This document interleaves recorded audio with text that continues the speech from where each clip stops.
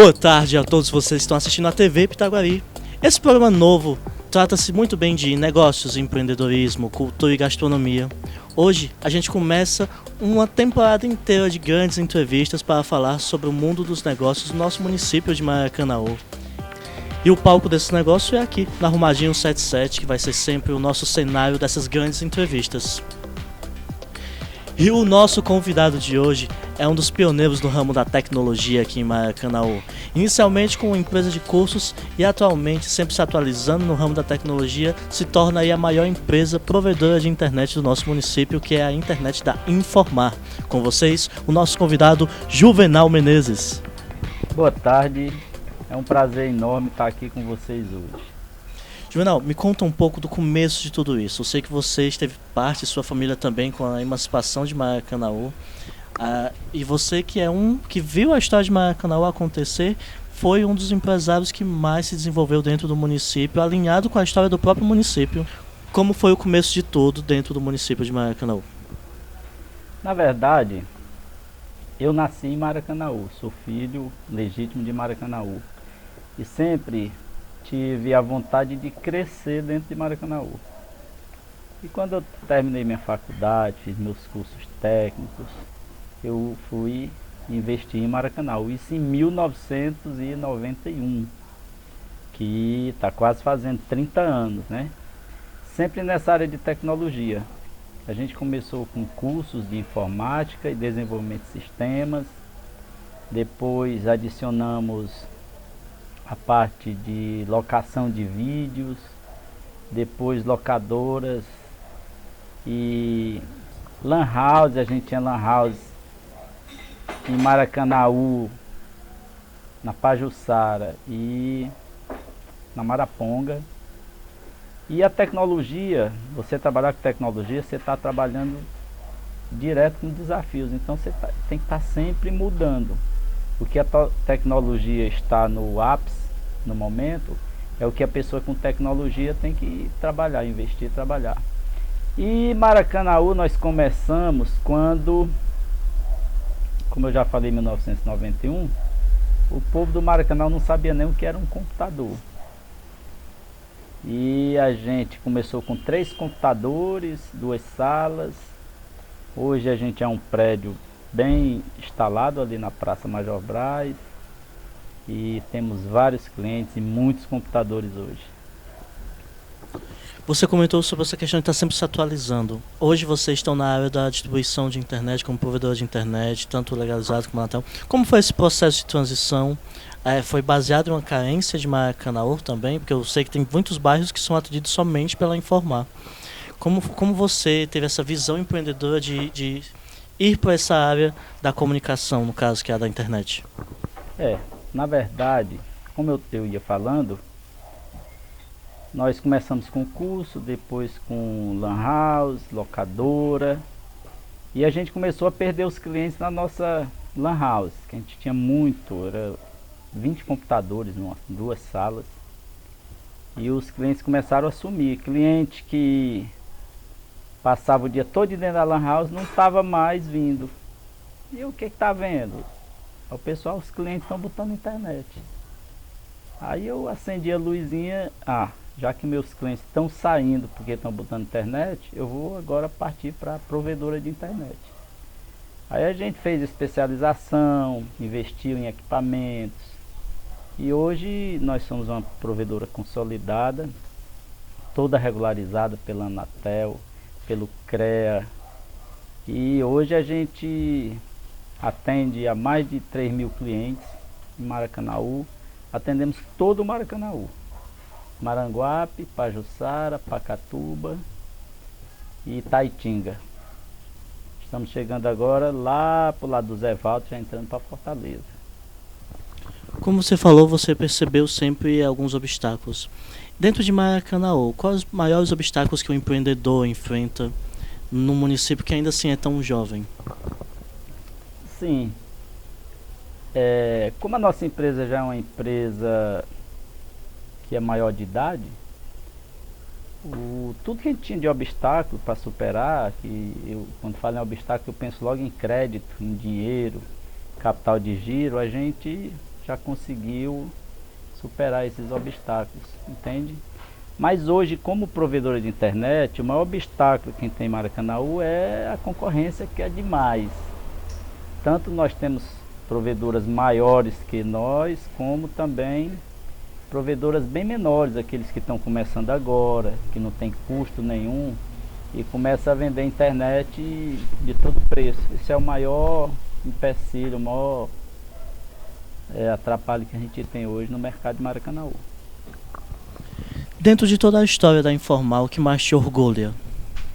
O que mais me orgulha é que hoje os clientes chegam a Informar para fazer a sua inscrição para a internet e vai e diz assim: Juvenal, eu estou vindo fazer minha internet, mas o meu avô estudou na Informar, o meu pai estudou na Informar e eu estudei na Informar. Como a gente sabe que vocês têm um bom serviço, têm uma boa dedicação, eu vim agora fazer a nossa internet. Aí às vezes faz a internet dele, ou do pai, do avô, de todo mundo. Graças a Deus a Informar tem um nome muito bom, onde é conhecida. Estamos aqui no restaurante Arrumadinho, das chefes Aline Batista e Tati Carla. E no almoço de hoje, o primeiro prato é a moda do chefe, com carne de sol desfiada, macaxeira na manteiga, feijão verde no vinagre, no creme e queijo, filé de peito de frango empanado no molho de queijo, escondidinho de carne do sol feito com purê de macaxeira e queijo coalho, e para a sobremesa temos cocada caseira. E é com esse almoço maravilhoso aqui do Arrumadinho que a gente continua a nossa conversa aqui com o Juvenal Menezes. Juvenal, me fala um pouco mais sobre como a história da Informar se une à história de Maracanaú, uma vez que vocês estão localizados num ponto que, querendo ou não, é basicamente o berço do nosso município e muito importante para a nossa história. Conta um pouco mais sobre a história de Maracanaú juntamente com a história da Informar. Para falar a verdade, o centro de Maracanaú e onde tudo acontecia era ali na praça. Aliás, era a única praça que Maracanaú tinha. E ali, naquele prédio, foi onde eu nasci, cresci. E quando me tornei profissional, montei minha empresa lá, que é Informar. Aí a gente partiu também para abrir esse leque de serviços para os maracanauenses, que até então não existia nada em Maracanaú. Que realmente nós fomos os pioneiros em Maracanaú nessa área de tecnologia da informação e comunicação.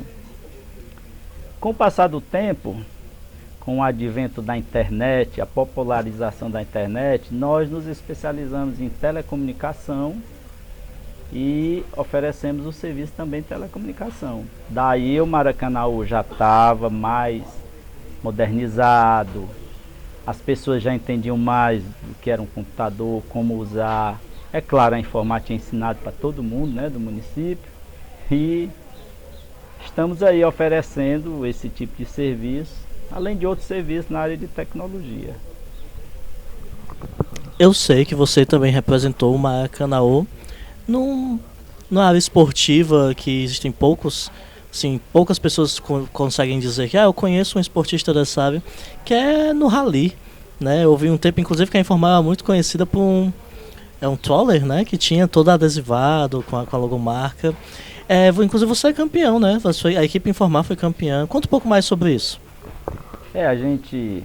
A Informar tinha um troller e uma famosa L200 amarela, que até hoje todos me perguntam por essa L200 amarela e pelo troller vermelho, né? E a gente tinha uma equipe que competia na Copa Troller. Em 2005 a Informar se consagrou campeã na Copa Nordeste pela Troller, né? E foi muito bom, a gente curtia muito. Foram várias competições no mar, na areia, na lama, no mato. E isso fazia com que a gente sentisse muito prazer e ao mesmo tempo divulgasse a marca da empresa. Juvenal, e agora, a gente sabe de toda essa história de sucesso que foi o empreendimento Informar. Quais são, e isso para o empreendedor sempre é um movimento quase que clássico dele, esse pensamento, esse planejamento para o futuro? Hoje, o que você planeja, o que você já está como diz, você contou durante toda a entrevista, atualizando, qual é a sua projeção para a sua empresa? Hoje a gente já, em termos de tecnologia, a gente já está implementado aí no uso dos PTTs da vida e os servidores de conteúdo para dar mais velocidade, mais qualidade ao acesso à internet dos nossos clientes. E a visão futura é ir para outros municípios, né? Fazer crescer a nossa rede de forma tal que a gente possa atender bem mais pessoas em bem mais lugares. Que a nossa autorização da Anatel, inclusive, é para explorar em todo o Brasil. Pois muito obrigado, Juvenal. E sinta-se servido no almoço e negócio de hoje. E a gente volta já já no próximo bloco com um grande empresário que está surgindo no Maracanaú no ramo de eventos para a área geek. Daqui a pouquinho vocês vão estar conosco com o Matheus. E a gente continua o programa Almoço e Negócios de hoje. E eu trago meu amigo, meu parceiro, o grande Matheus, que, publicitário e empresário no ramo de entretenimentos, leva o nome de Maracanaú a um novo patamar quando a área é economia criativa, quando a área é games, quando a área é jogos. Matheus, seja muito bem-vindo ao Almoço de Negócios, nosso programa piloto. É sempre uma honra estar com você, meu rei. Obrigado. Quero agradecer também o convite, né? É super importante a gente vir aqui e falar um pouco sobre economia criativa e mercado de jogos de uma forma geral, que é uma área que eu tenho levado aqui em Maracanaú há tanto tempo e que com certeza tem uma grande e ampla variedade de seguidores por onde a gente passa. Falando nisso, explica a quem está assistindo que não entende direito o que é o conceito de economia criativa. Economia criativa, Willis, é um conjunto de ações, na verdade, que diferem um pouco da economia tradicional, né? Hoje a gente tem o conceito de economia como tratados industriais, economia de serviços mais específicos, né? Como um serviço de transporte, um serviço de logística de uma forma geral e etc. E nós entendemos como economia criativa tudo aquilo que difere do padrão proposto.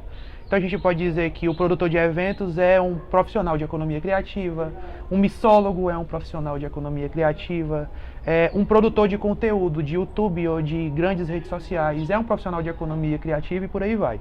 A economia criativa, de uma forma mais ao pé da letra, é tudo aquilo que difere do mercado tradicional. Massa. A gente se conheceu, pra quem não sabe, a gente chegou a estudar junto. Inclusive a gente teve na época do teatro, eu fazendo Jesus e ele fazendo Herodes numa grande peça. Mas depois boa que não volta mais, inclusive. Pior que é.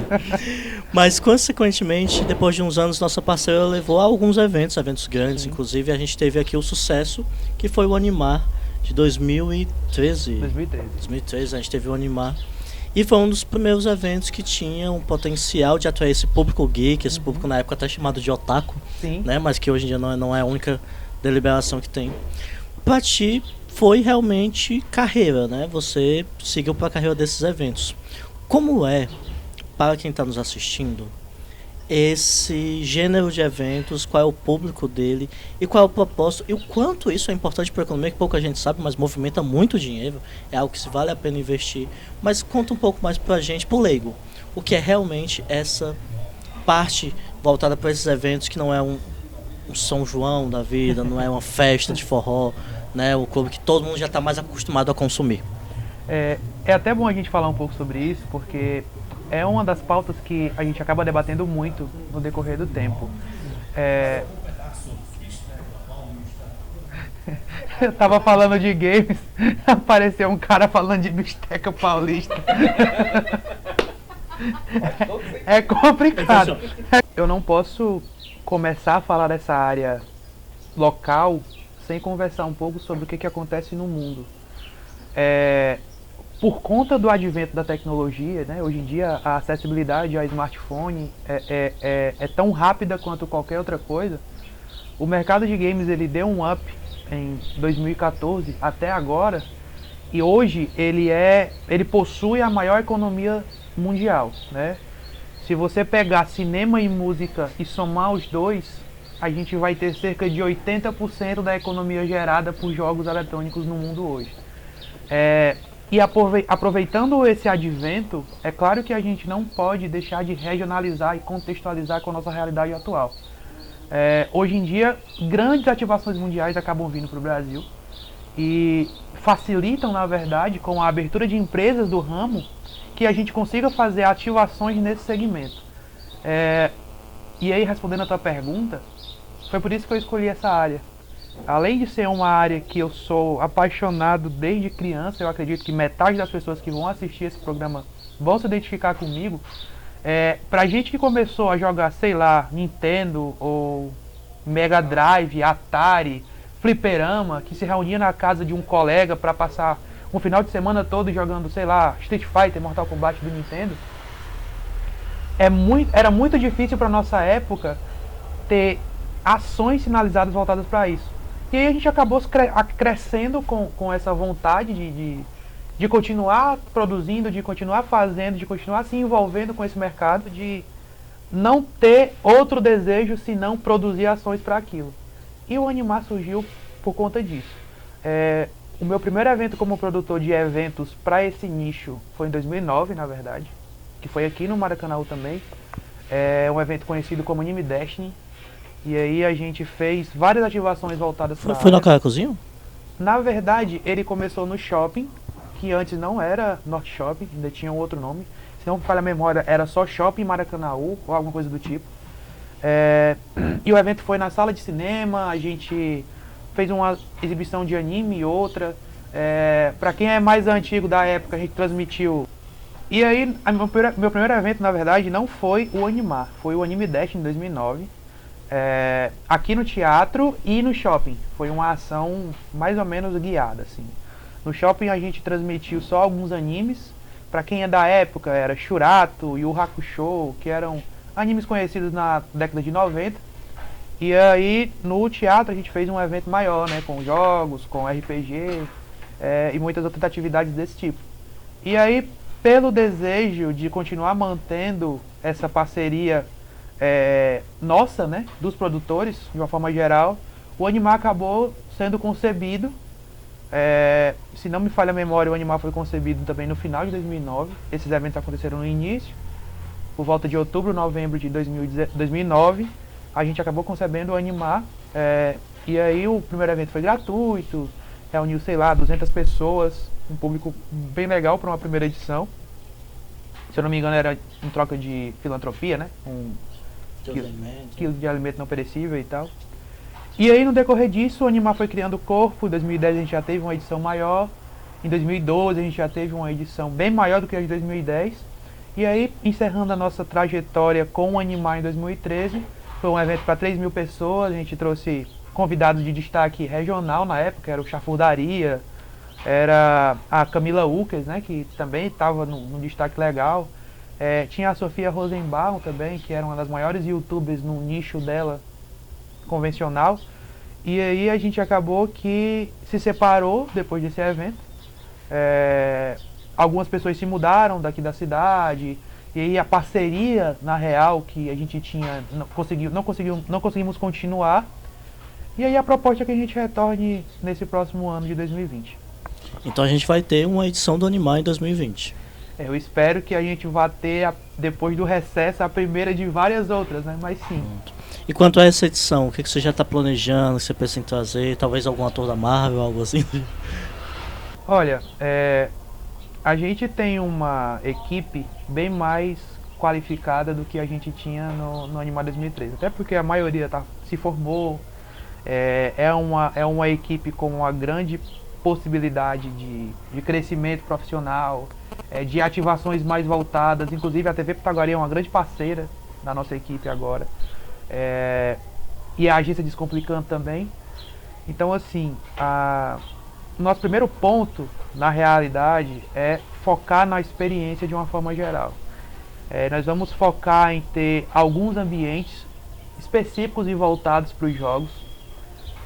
Ambientes das empresas que produzem os jogos. Então, a gente vai fazer uma ativação com o Just Dance. E a ideia é que tenha a Ubisoft como detentora dessa ação. E por aí vai. E aí a gente está focando mesmo em criar experiências, né? É claro que nós estamos negociando já com algumas atividades nacionais, que infelizmente por conta de sigilo de contrato a gente não pode ainda informar, desculpem, mas a gente não pode falar um pouco ainda sobre isso. Mas a gente pretende começar a lançar as coisas pro final de dezembro, começo de janeiro, para aproveitar as férias. Inclusive fazer algumas ativações na Praça de Maracanaú. Queremos até convidar a agência Nakamura para estar presente conosco em algumas atividades na Praça de Maracanaú, em algumas ações pré-evento, que eu acho que vai ser super importante para todos nós, né, como sociedade maracanauense, que trabalha com cultura jovem de uma forma geral. E eu acho que sobre o Animar é isso, assim, a gente tem muitas ideias novas, tem muitas coisas novas para fazer. Estive em São Paulo ano passado para negociar algumas coisas sobre isso também, atrair know-how e atrair expectativa de empresas para Maracanaú de uma forma geral, uma das maiores captações e arrecadações do Ceará. Não poderia deixar por menos, o evento vai ter que ser um evento grandioso. E eu acho que Maracanaú merece sim uma atividade desse tipo. Muito show, muito show. Tu iniciou tua carreira muito jovem e eu sei que tu foi mais buscar o nicho Rio-São Paulo, esse eixo, né? Me conta mais sobre essa experiência tua. Primeiramente, cara, é muito difícil você empreender num mercado inexistente como era o nosso há, sei lá, 6 anos atrás. Se a gente fosse com um kit de mídia ou um projeto que for e tentar vender esse projeto para uma empresa relacionada aqui no Maracanaú, a descrença, né, o desconhecimento, por que não dizer a ignorância de algumas pessoas, às vezes afastavam essas pessoas, esses empresários, do nosso foco. Então era muito difícil de negociar com alguém que já tem algo pré-estabelecido na cabeça. Talvez hoje, que os setores de marketing também estão vindo nessa mesma vibe da gente, de uma mesma geração bem parecida com a nossa, a gente consiga ter uma tratativa bem mais diferente, né? Bem mais interessante do que a gente tinha antes. Então, é claro que é difícil a gente precisar o porquê que era necessário sair e não tentar criar o mercado na real. Mas aí eu acho que eu fui bem beneficiado com relação a isso, porque quando eu saí de Maracanaú para tentar conseguir fazer alguma coisa fora, em 2015, 2016, quando eu retornei de São Paulo, acabou que eu tinha conseguido muitos contatos, muito know-how, tinha feito ativações em redes sociais que acabaram me deixando conhecido para esse público, que hoje é o pessoal que eu negocio. Então, se a gente precisar fazer uma ativação com esses jogos e com esse pessoal, sei lá, no interior do Ceará, a gente faz. Porque os serviços que eu prestei lá e as ativações que a gente acabou fazendo no decorrer do tempo, tornaram não só o eu Matheus, mas o eu maracanauense evidente para lá. E aí acaba que tudo isso tornou fácil a gente conseguir fazer alguma coisa. Mas foi especificamente por isso, assim, a gente não tinha tanto conhecimento aqui no Ceará e no Maracanaú de uma forma geral. Pouquíssimos apoiadores do mercado. Eu gosto de citar algumas pessoas. O próprio Allan Kardec é um cara que sempre acreditou na cultura desse tipo aqui no Maracanaú. O Alan é um nerd, né? O geek, vai do escritório dele, os personagens. Cara, ele sempre foi um cara que, na verdade, ele é um consumidor também do mesmo setor. Uma curiosidade, algumas das figurinhas que tem lá, algumas dos action figures que tem lá, lá no escritório dele, foi eu que dei. Inclusive... Achei algo emocionante esse depoimento. Inclusive, cara, assim, me deixa cheio de lágrimas. Inclusive, Alan tá chegando, viu? Sempre me pergunta, quando é que chega mais action figure? Tá chegando. Pronto, até hoje. Quero me colocar como parte desses recebedores desses serviços, não é isso? Matheus, pois muito obrigado, cara. Você foi uma entrevista excelente, principalmente para esse setor, que eu acho que muita gente precisa entender, precisa ser diversificado, precisa ser visto não só como uma brincadeira, mas como um negócio mesmo. E a gente sempre conta com você, não só todo esse grupo que é a TV Pitaguari, a Descomplicando, né, a empresa de filmagem de Oianinha, a agência Nakamura, eu sempre quis saber como é que pronunciei, Splendid. Stop Feeling. Pronto. E todo esse setor a gente vai crescer muito no município e eu acredito muito no seu potencial, no seu sucesso. E a gente fica aí a aguardo de outros programas em que a gente possa estar cobrindo, né, essa etapa. Claro. e trazendo mais novidade. Conto com a gente para trazer mais novidades sobre o Animar 2020, inclusive, em que já garanto me fazer presente de fato dessa vez. Estive em 2013, os outros eventos eu choquei com outras agendas, mas o Animar é o que é importante para mim. Inclusive o Alan me descobriu no Animar 2013. Eu tava fazendo a locução do Animar 2013, anunciando o Caio Oliveira, o Chafurdaria. Verdade. E aí foi quando o Alan me descobriu lá apresentando, e estou agora na TV Pitaguari. Mas muito obrigado, Matheus. Caça-talentos, né? Alan é o caça-talentos. Então, sirva-se. Obrigado. E só para encerrar, eu acho que é importante também, a gente fala muito sobre violência em jogos, e aí vive acontecendo tragédia, né? Vive acontecendo acidente, e as pessoas acabam ligando o acidente ao jogo específico, e aí acaba que até para o nosso potencial de crescimento na cidade é interrompido por conta das grandes mídias e do apelo massivo midiático que isso impacta, né? E aí, sempre que eu dou alguma entrevista relacionada a isso, eu acabo tendo que deixar esse recado, que é por uma obrigação que eu me pus, assim. Eu me proponho a fazer isso sempre que eu vou falar sobre videogames. Antes de vocês proibirem os seus filhos de jogar, antes de vocês tentarem coagi-los a não descobrir atividades novas em videogames, tentem acompanhá-los nessa experiência.